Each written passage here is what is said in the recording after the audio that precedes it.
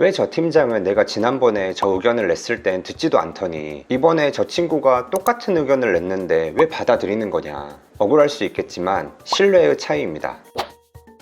우리가 살면서 모든 사람들에게 신뢰를 얻을 수 없고 그럴 필요도 없습니다. 실제로 나와 다른 마음을 가지고 있는 사람과 신뢰관계를 형성하는 데는 같은 마음을 가진 사람과 신뢰를 형성하는 것보다 5배, 10배의 노력과 시간이 필요합니다. 우리의 삶과 시간은 유한한데 필요 없는 관계에 계속 에너지를 부을 필요는 없지 않을까요?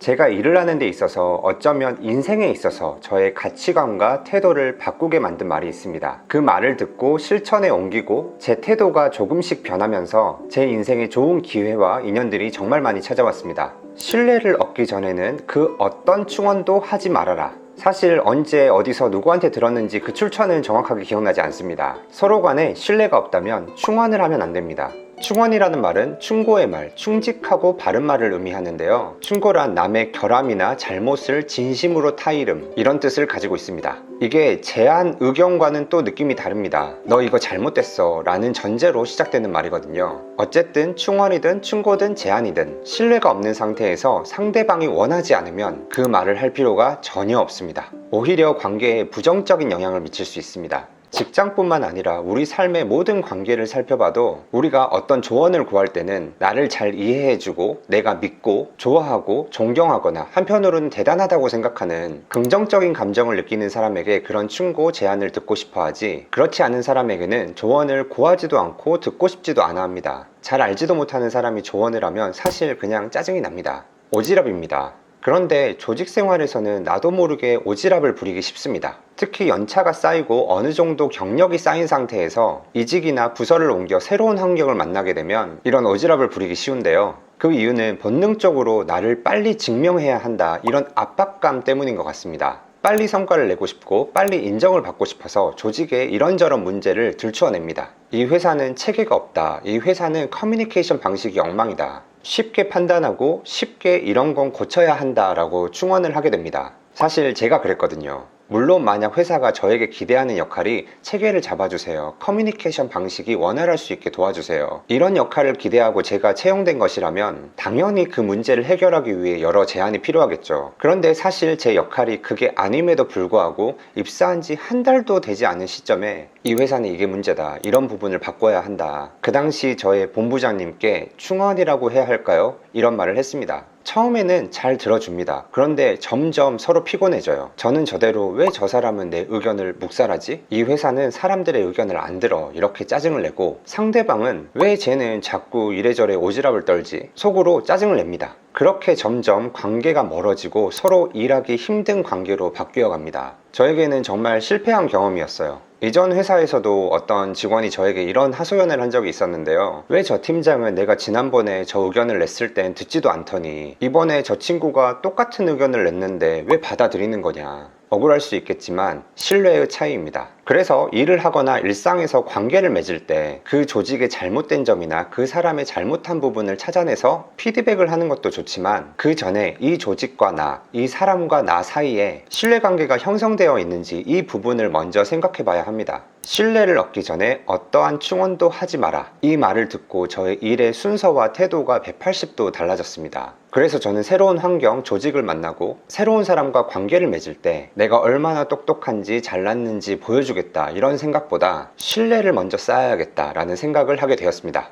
그렇다면 신뢰는 어떻게 쌓는 걸까요?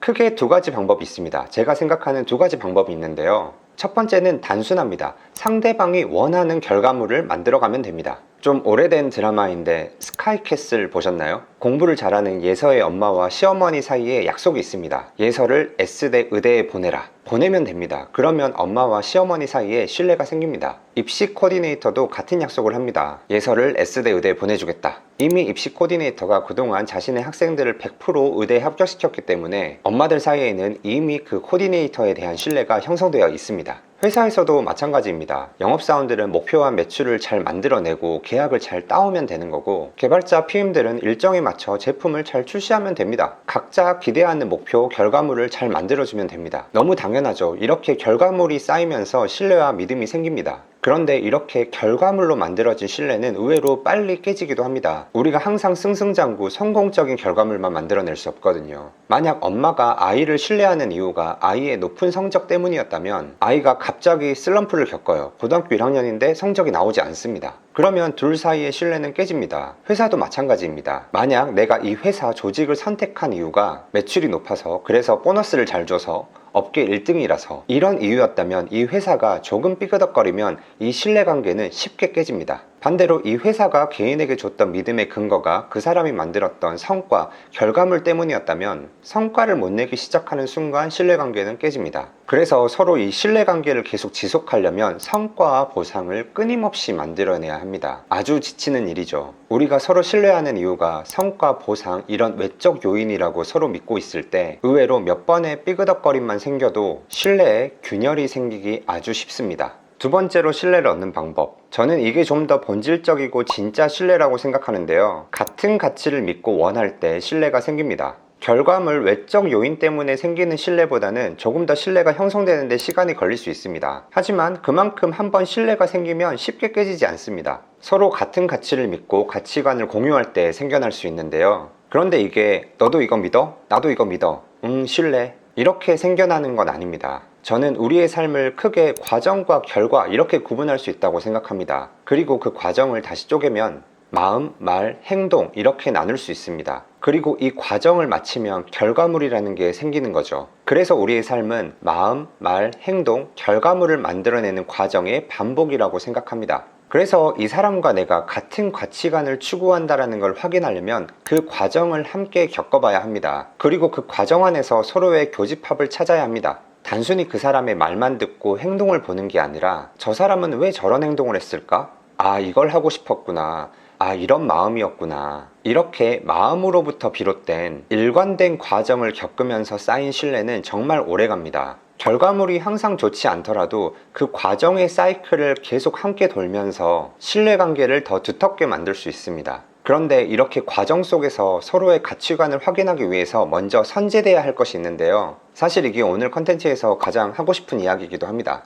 우선 나의 마음을 잘 알고 있어야 합니다. 그리고 내 마음과 말과 행동을 일관성 있게 잘 정렬시켜야 합니다. 사실 우리 안에는 마음이 한 개일 수 없습니다. 정말 많은 마음들이 자리 잡고 있잖아요. 성공을 위해 달려가고 싶은데 또 한편으로는 쉬고 싶기도 하고, 혼자 있고 싶은데 또 다른 사람과 어울리고 싶기도 하고, 이렇게 마음이 뒤죽박죽일 때는 일관된 말과 행동이 나올 수 없습니다. 그래서 내 안에 어떤 마음들이 있는지 살펴보고 그걸 한번 정렬시켜보고 그중 가장 중요한 내 마음의 소리는 무엇인지 한번 그 가중치도 매겨보고, 그래서 가장 중요하다고 생각되는 가치, 내 마음에 맞게 말과 행동을 정렬시켜보는 이 일관된 상태가 계속 유지됐을 때 나의 가치관이 형성될 수 있다고 저는 믿고 있습니다. 이런 과정을 통해서 나의 가치관이 확립되었을 때 상대방의 가치관도 더 쉽게 확인할 수 있다고 생각해요. 내 마음도 알고 상대방의 마음이 보일 때, 그때 서로의 교집합을 찾을 수 있고 신뢰관계가 형성될 수 있습니다.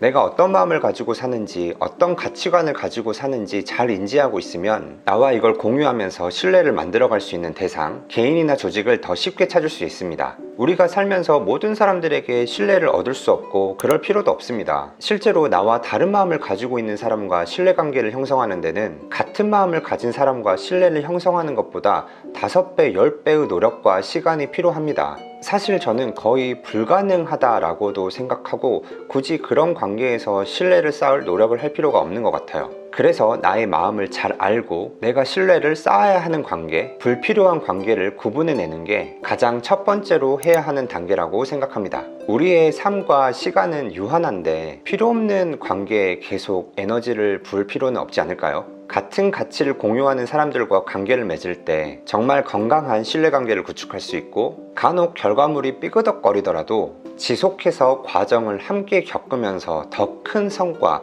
결과물을 만들어낼 수 있다고 믿고 있습니다. 지금 여러분이 가장 많은 노력과 시간을 투입하고 있는 관계에는 어떤 신뢰관계가 형성되어 있나요? 신뢰관계가 형성되어 있다면 그 신뢰의 근거가 무엇인지 한번 생각해 보시면 좋을 것 같습니다.